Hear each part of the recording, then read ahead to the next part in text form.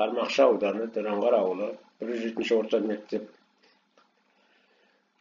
Пән мұғалімі Қазақстан, пән мұғалімі Шайынбек Нұрлыбек, сыныбы 10-шы сынып, Қазақстан тарихы. Сабақтың тақырыбы қазақ халқының материалдық мәдениеті.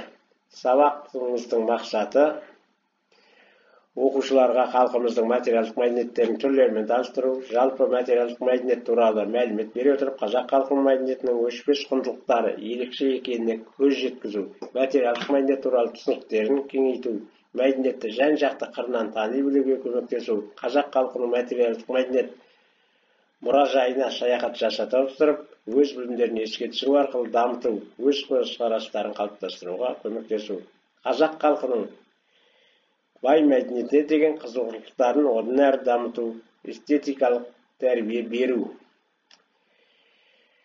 Оқушылар, сабағымыз 3 бөліктен тұрады.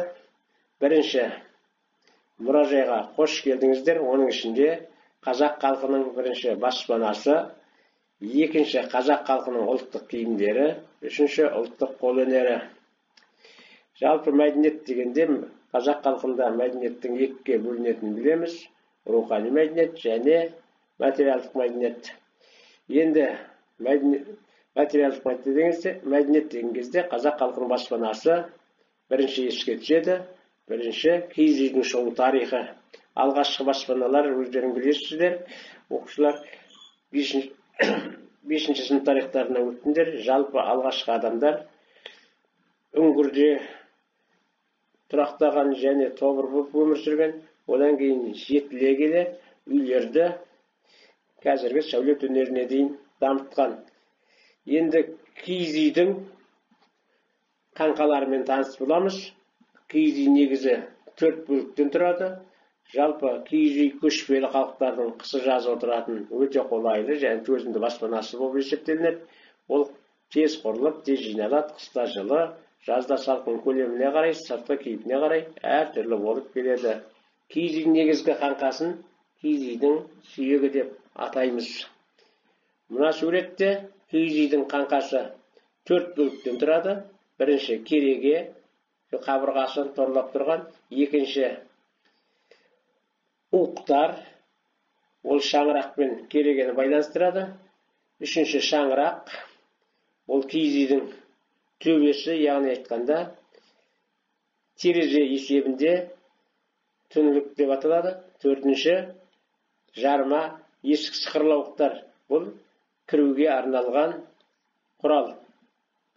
Енді киіз үйдің мынау сіздердің алдарыңызда көрініп тұрған көрінісі, бұл жалпы киіз үйдің тігіліп жан-жақты жабдықталған түрі. Бұл қазақ халқының өте бай, өшпес материалдық мәдениетінің бір көрінісі. Енді киіз үйдің түрлері бірнеше түрге бөлінеді. Бірінші орда, салтанатты, жоғары мәртебелі, бас қосатын, елдің мәселе шешетін, билер, хан, сұлтандар отыратын үй. Алтын орда деп, 30 қанаттан тұратын, ханның мәжіліс ордасын айтамыз. Алтын үзік деп, 24 қанаттан тұратын, аса лауазымды хан отбасы тұратын үйді айтамыз. Ақшан хан деп, 18 қанаттан және 12 қанаттан тұратын, елбасылар, байлар, билер тұратын киіз үйлерді аталады. Ағалы орда 8 қанат және дәулетті бай үйлері. Ақ үй 6 қанат, дәулетті адамдардың үйі деп аталады. Боз үй, қоңыр үй 4-5 қанаттан тұрады. Орташалар жалпы қарапайым халықтың тұратын үйі. Қараша үй дегеніміз кедейлердің үйі.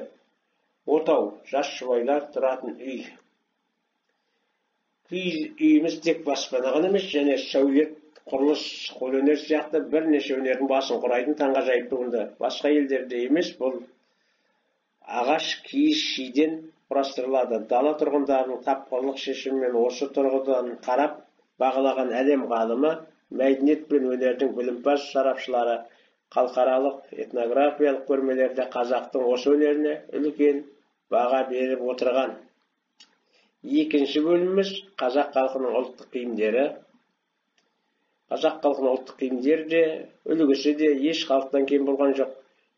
Олардың көркемдігі әлемнің этнографиялық мұражайларын көрмелерінен орын алған. Жалпы осы сабаққа байланысты жаңа сөздермен жұмыс жасайтын болсақ, сол ертедегі қазақтың киімдерінің аттарын айтып өтеміз. Күлапара жел су өткізбейтін, басқа жамылатын киімнің түрі. Сәукеле қыз балалардың және ұзатылатын қыздың бас киімін атаймыз.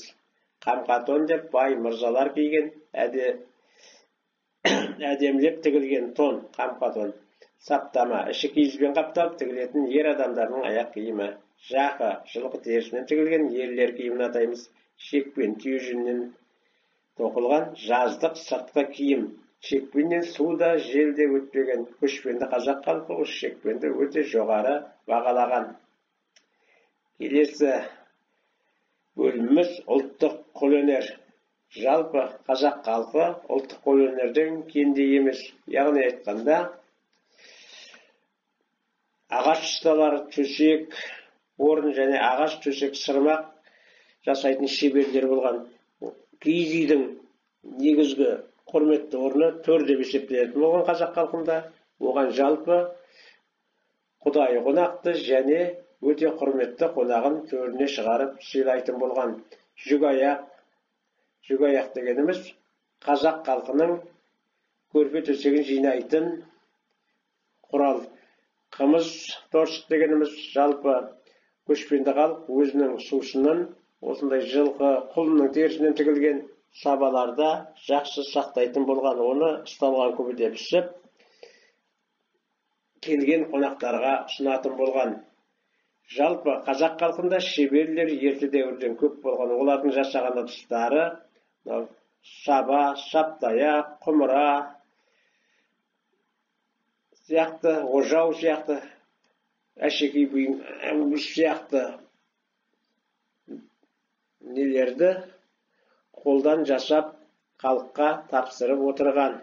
Енді әшекей бұйымдарға келетін болсақ, әшекей бұйымдарды қазақ халқында зергерлер жасайтын болған. Олар мыстан, күмістен, алтыннан, білезіктер, жүзіктер, сырғалар және соны қазақ халқы өздері қолөнершілерге, зергерлерге тапсырыс беріп, өзіне ұнайтын керек заттарын жасатып алып отырған.